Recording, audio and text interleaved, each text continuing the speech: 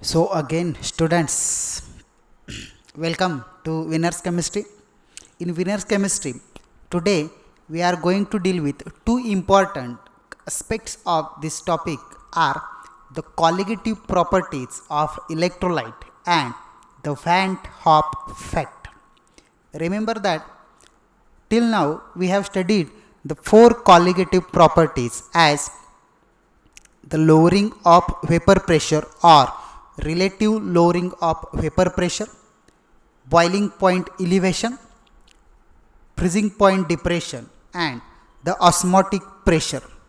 But whatever the substances which are used for the preparation of solution, they were non-electrolyte substances. म्हणजे बघा, आतापर्यंत जे आपण colligative properties चार स्टडी केलेल्या आहेत, त्या चारही कॉलिगेटिव्ह प्रॉपर्टी ज्या टाईपच्या सोल्युशन्सला आपल्याला ऑब्झर्व झाले ते सोल्युशन्स म्हणजे आपल्याकडं नॉन इलेक्ट्रोलाइट्स आहे. आणि आत्ता आपण बघणार आहे इलेक्ट्रोलायटिक सोल्युशनचे कॉलिगेटिव्ह प्रॉपर्टीज कसे येत असतात ते. आणखी इलेक्ट्रोलाइटचे कॉलिगेटिव्ह प्रॉपर्टी आणि नॉन इलेक्ट्रोलाइटचे कॉलिगेटिव्ह प्रॉपर्टी ह्यांना रिलेट करणारा एक इम्पॉर्टंट फॅक्टर आहे, ज्या फॅक्टरला आपण म्हणतो व्हॅन 't हॉफ फॅक्टर. तर हे दोन महत्त्वाचे कन्सेप्ट आता आपण शिकणार आहे आणि त्यासाठी स्टार्ट करूया colligative properties of electrolyte substances. So let us start the colligative properties of electrolyte. First, we should know what is an electrolyte and what is a non-electrolyte. तर बघा, आत्तापर्यंत शिकलेले सगळे कॉलिगेटिव्ह प्रॉपर्टीज हे नॉन इलेक्ट्रोलाइट सबस्टन्सचे होते. Non electrolyte substance is a substance that do not conduct electricity in its solution form. बघा, ज्या सबस्टन्सचं solution electricity conduct करत नाही त्याला आपण म्हणतो non electrolyte substance. It do not dissociates into ions and it does not conduct electricity, therefore it is called as non-electrolyte substance. It remains in the molecular form, and therefore the observed colligative properties are studied in this topic by us. But now we are going to start the colligative properties of electrolytes. जसं की आपण non electrolyte सबस्टन्सचे colligative property शिकलेले आहेत, तो approach ठेवून आपणाला इलेक्ट्रोलाइटचे colligative property study करता येणार नाही. त्याच्यासाठी आपल्याला एक वेगळा ॲप्रोच पाहिजे, कारण इलेक्ट्रोलाइट सबस्टन्स हे जे सबस्टन्स आपल्याकडे आहेत ते जेव्हा आपण सॉल्वंटमध्ये डिझॉल्व करतो तेव्हा त्या इलेक्ट्रोलाइट सबस्टन्सचं डिसोसिएशन होत असतं. डिसोसिएशन झाल्यामुळं त्यांचे नंबर ऑफ पार्टिकल्स इन्क्रीज होतात आणि त्यांचे कॉलिगेटिव्ह प्रॉपर्टी हे नॉन इलेक्ट्रोलाइटपेक्षा वेगळे असतात. म्हणून आपणाला इलेक्ट्रोलाइटचे कॉलिगेटिव्ह प्रॉपर्टी शिकण्यासाठी एक वेगळा ॲप्रोच ठेवायचा. तर त्याचे काही रिझन्स आहेत, आपण रिझन्स बघू.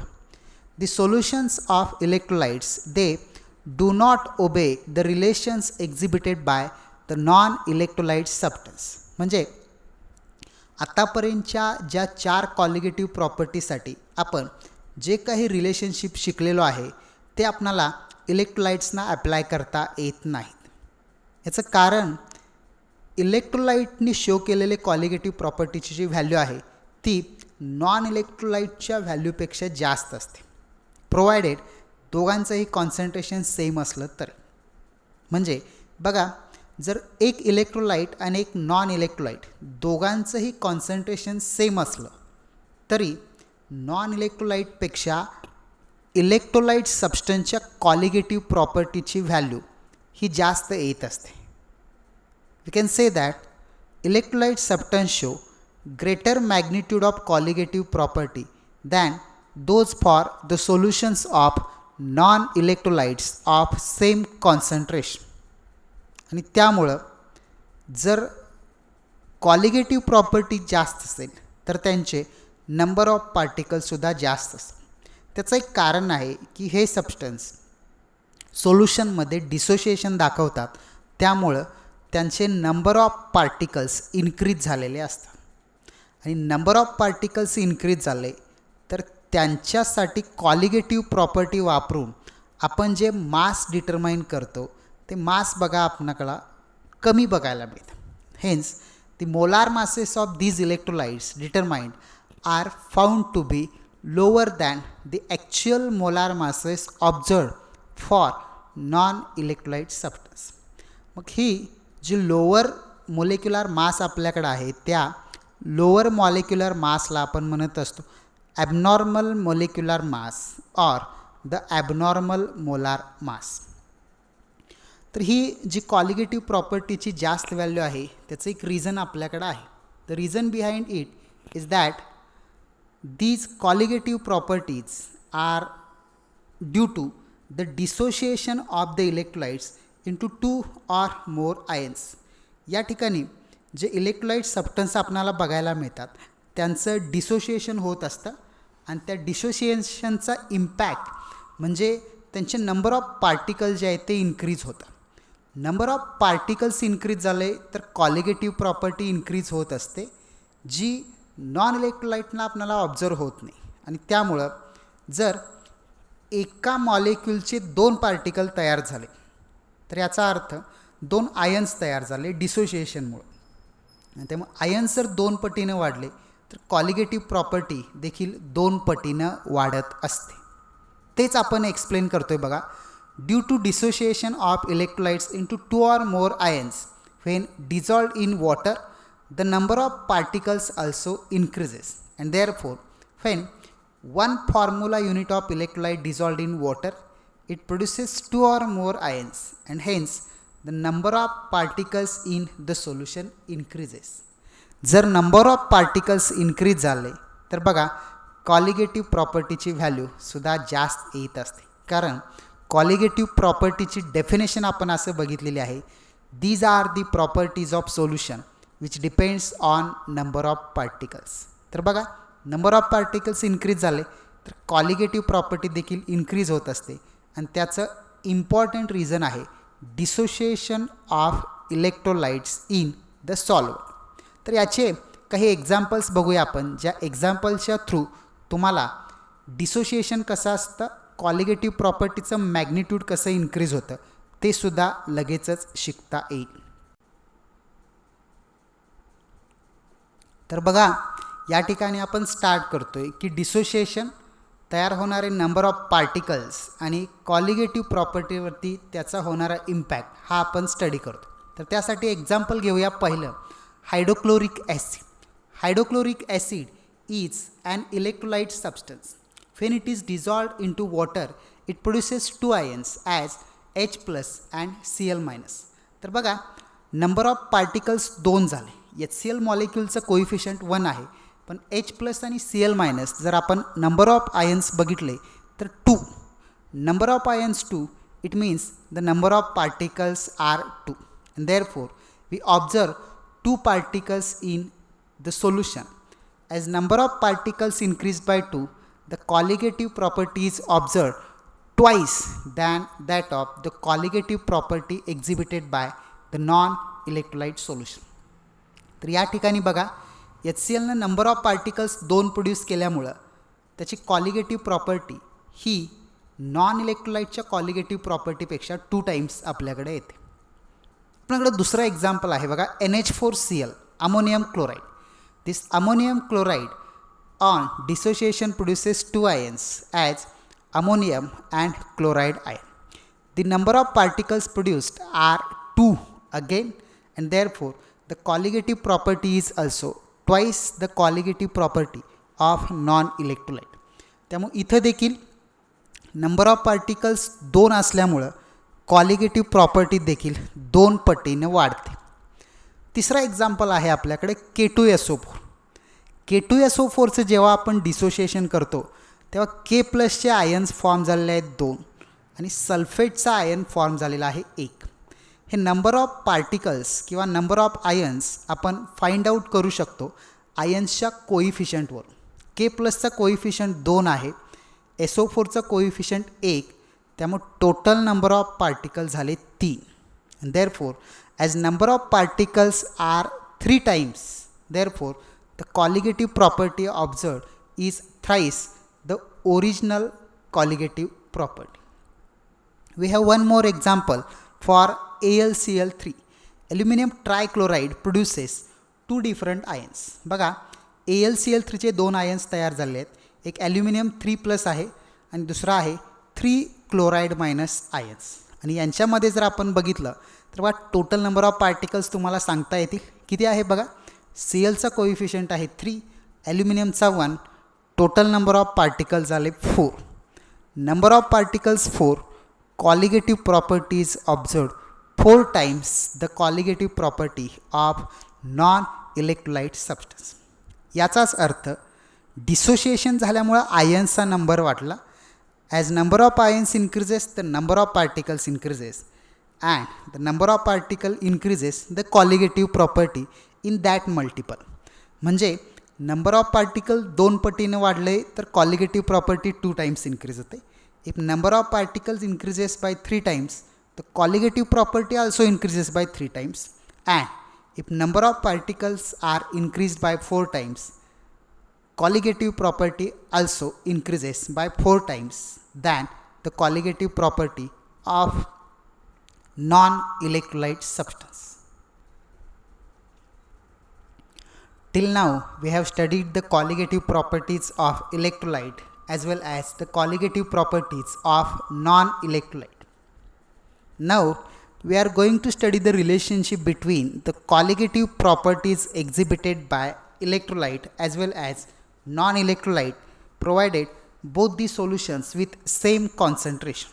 And this relationship is given by a scientist named Van 't Hoff, and that relationship is expressed in terms of a factor as Van 't Hoff factor. तर बघा इलेक्ट्रोलाइटची कॉलिगेटिव्ह प्रॉपर्टी आणि non इलेक्ट्रोलाइटची colligative property यांची जी relationship आहे ही एका फॅक्टरना आपण देत असतो. फॅक्टरला आपण म्हणतो Van 't Hoff फॅक्टर. ला आपण या पद्धतीने डिफाईन करतो बघा.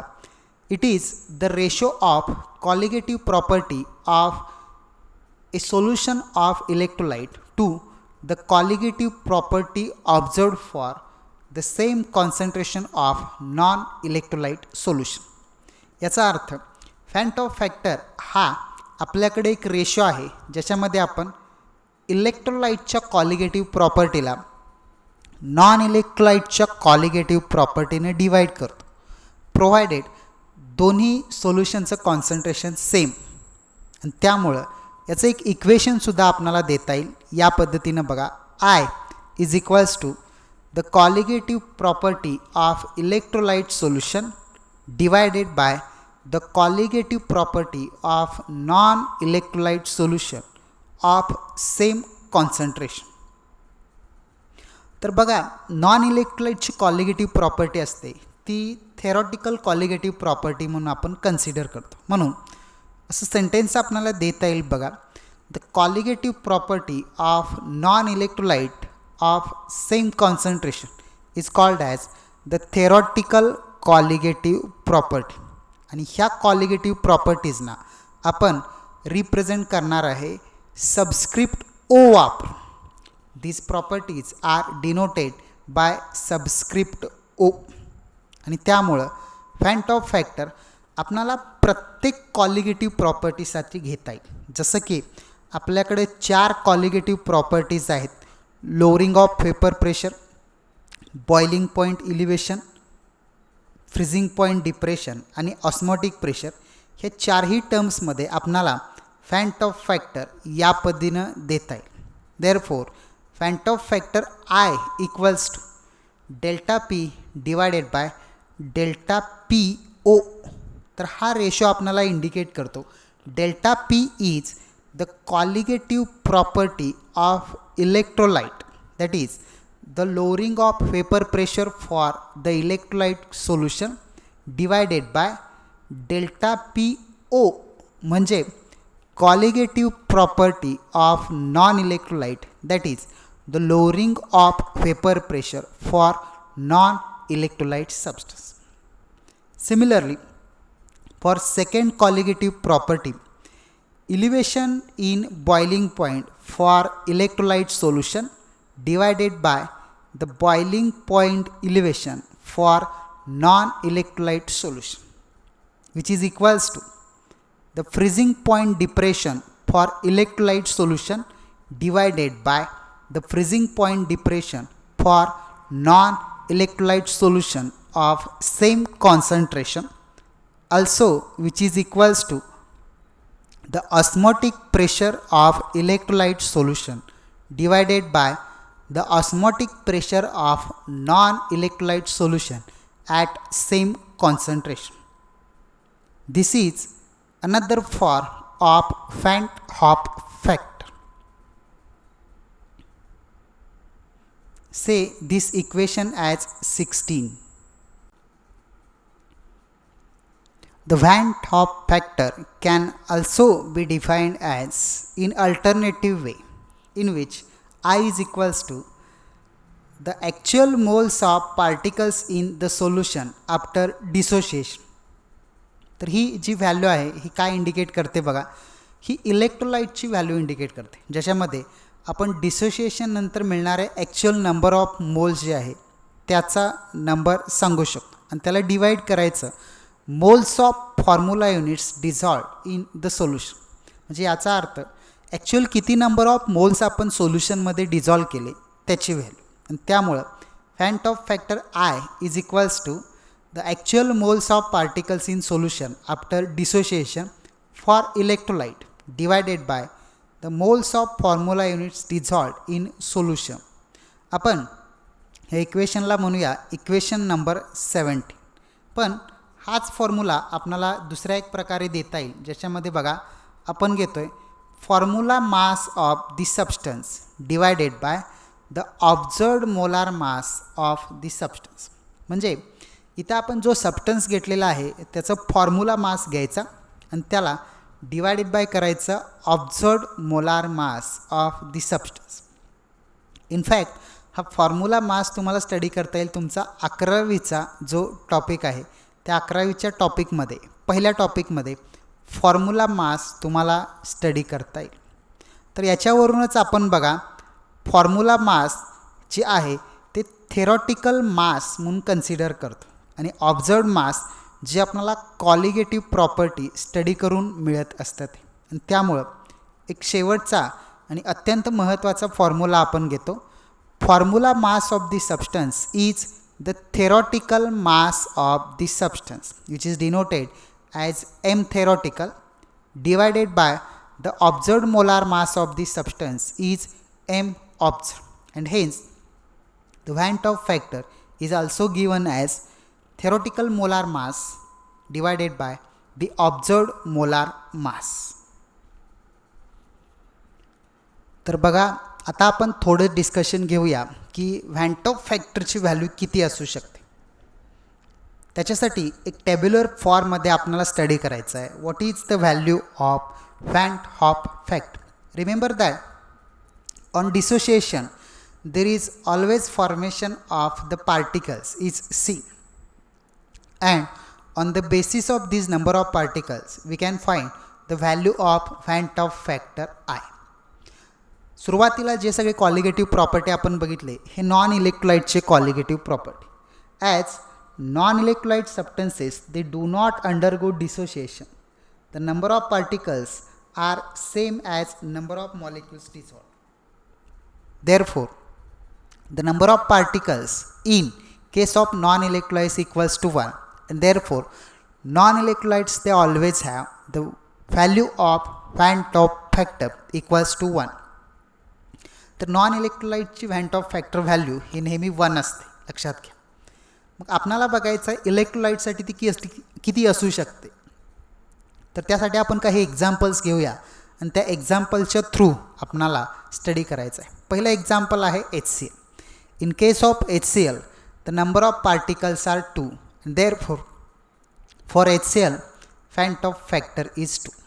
It means Van't Hoff factor is always equals to the number of particles. Number of particles is nothing but the value of coefficients of number of ions. We have another example for NH4Cl. The number of particles in NH4Cl are 2. and hence the Van 't Hoff factor is also equals to 2. The third example is K2SO4. As we studied earlier, the number of particles in K2SO4 are 3. Hence, the Van 't Hoff factor for K2SO4 is 3.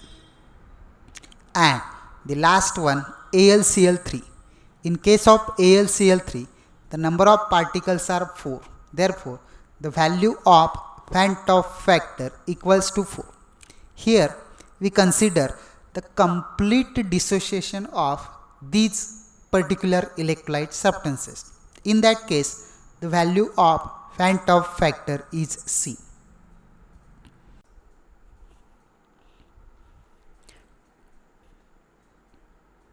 तर बघा, आतापर्यंत आपण molar mass डिटर्मिनेशनसाठी non इलेक्ट्रोलाइटसाठी काही formulas बघितलेले आहेत.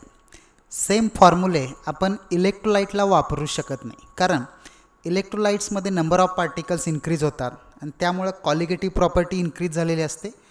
Molar मासच्या व्हॅल्यूवरती सुद्धा फरक पडत असतो आणि त्यामुळं जे काही फॉर्म्युले आपण आधी नॉन इलेक्ट्रोलाइट सबस्टन्ससाठी स्टडी केलेले आहे त्या फॉर्म्युल्याला आपणाला मॉडिफिकेशन करायचं आहे आणि त्यामुळं आपण Van 't Hoff फॅक्टरचा वापर करून त्या फॉर्म्युल्यांना मॉडिफाय करू शकतो. आणि म्हणून आपण स्टडी करतो आहे modification of expressions of the colligative properties.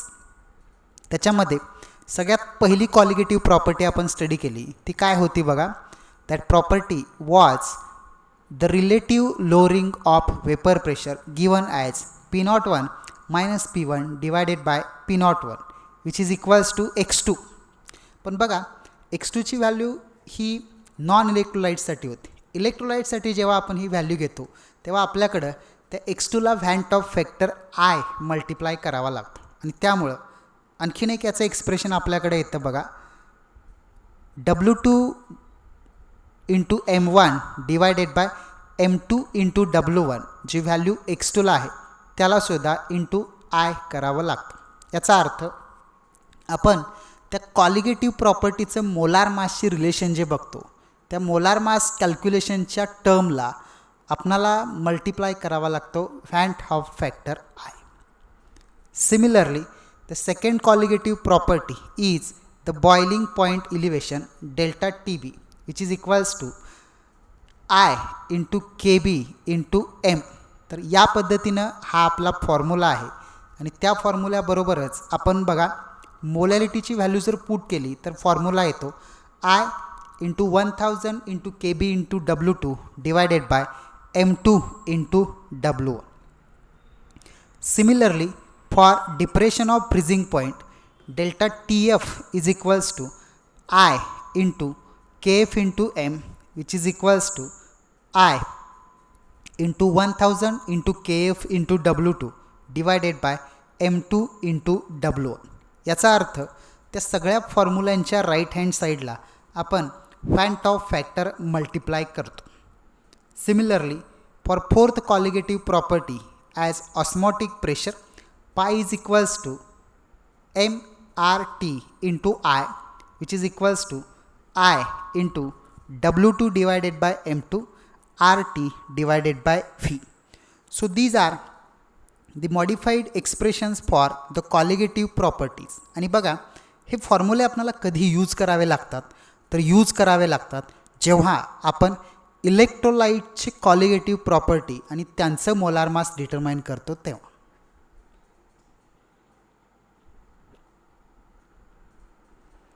So let us start the Van 't Hoff factor and degree of dissociation. Okay, this is the last part of this topic.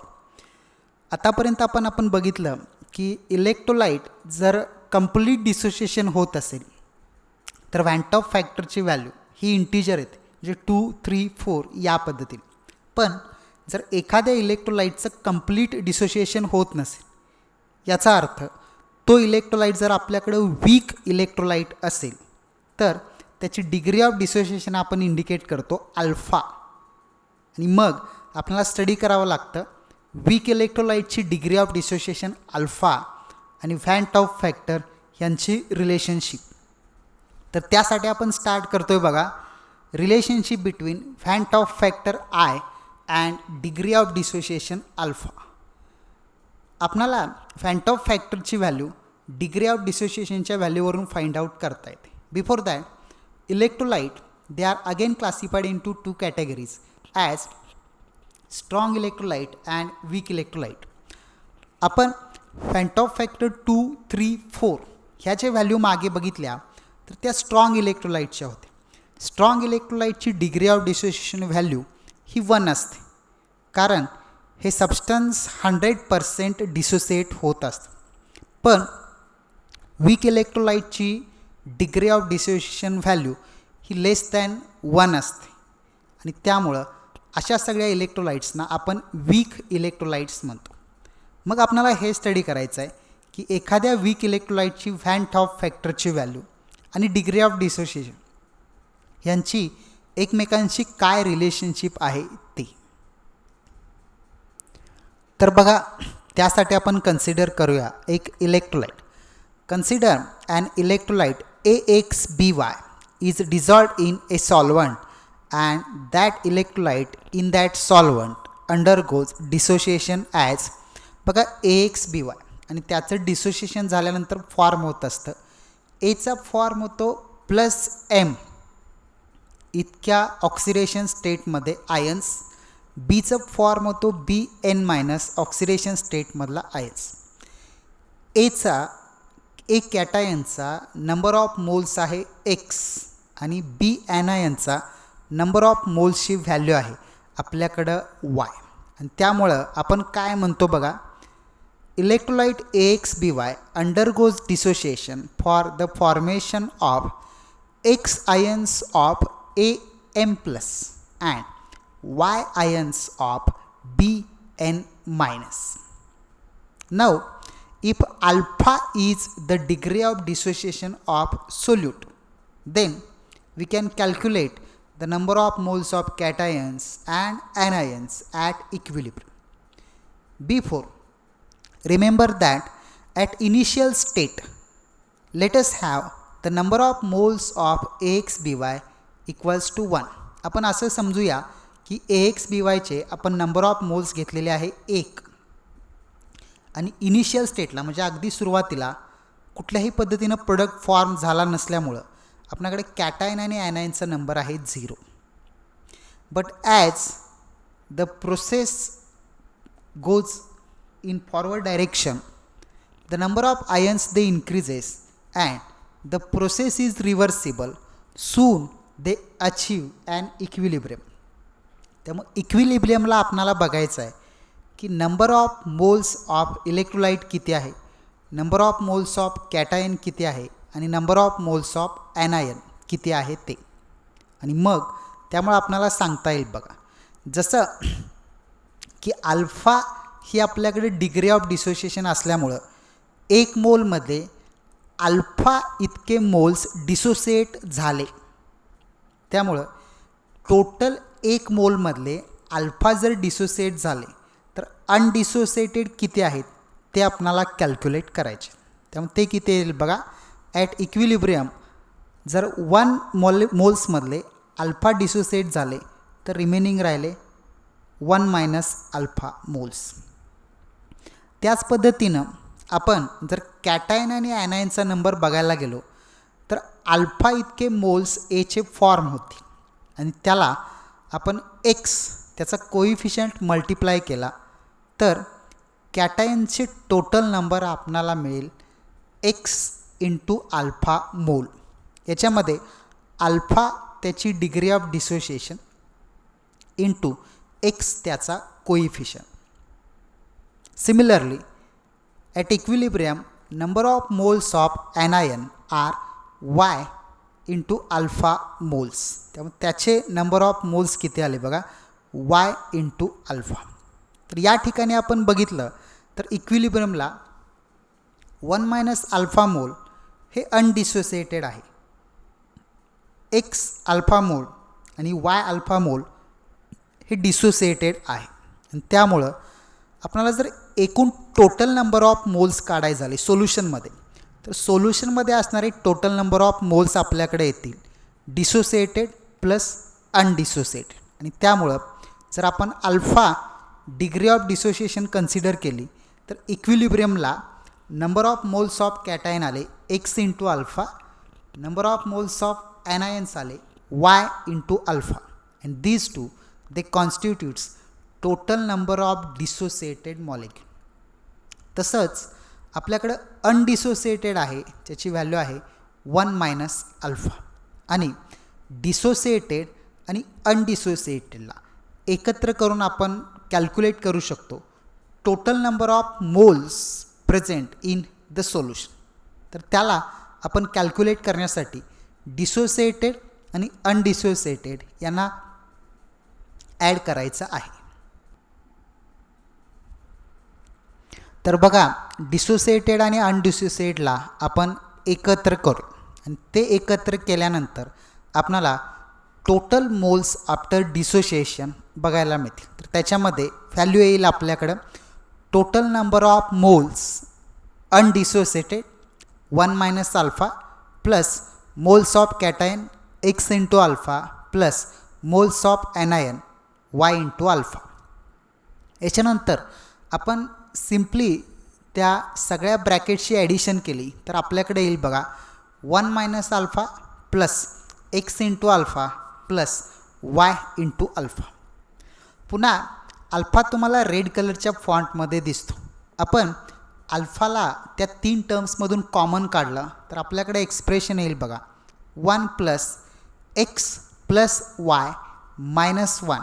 आणि त्या सगळ्यांच्यामधून जर आपण अल्फा कॉमन काढला तर तो आपणाला ब्रॅकेटच्या बाहेर लिहिता येईल. म्हणजे आपण एक्स अल्फामधला एक्स पहिला लिहिला प्लस वाय अल्फामधला वाय आणि मायनस अल्फामधला अल्फा बाहेर गेल्यामुळं -1 फक्त राहिलेला आहे. आणि त्यामुळं हे एक इक्वेशन आपल्याला बघायला मिळतं बघा total moles after dissociation 1 plus x plus Y -1 into alpha. आता ह्या इक्वेशनमध्ये एक्स प्लस वाय काय आहे तर तुम्ही डिसोसिएशन प्रोसेसला जर बघितला तर त्याच्यामध्ये एक्स प्लस वाय व्हॅल्यू आहे कॅटायनचा कोइफिशियंट प्लस एनायनचा कोइफिशियंट, ज्याला आपण इंडिकेट करणार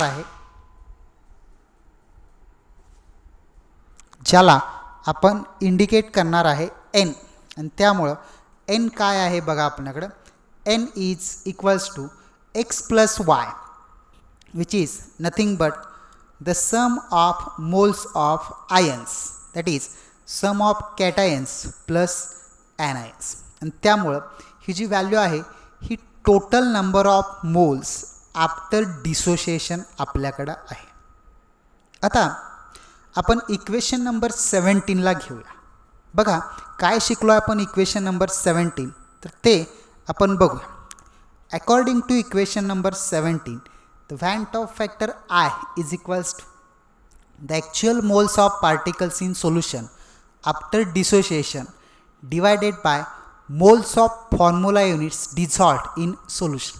बघा हा फॉर्म्युला आपल्याला झाला आहे ज्याच्यामध्ये इलेक्ट्रोलाइटचे डिसोसिएशन नंतरचे नंबर ऑफ मोल्स आपण घेतो आणि त्याला डिवाईड करायचं ॲक्च्युअल घेतलेले किती मोल्स आहेत ते सुरुवातीला घेतलेले मोल्स आहेत ते त्याने डिवाईड करायचं.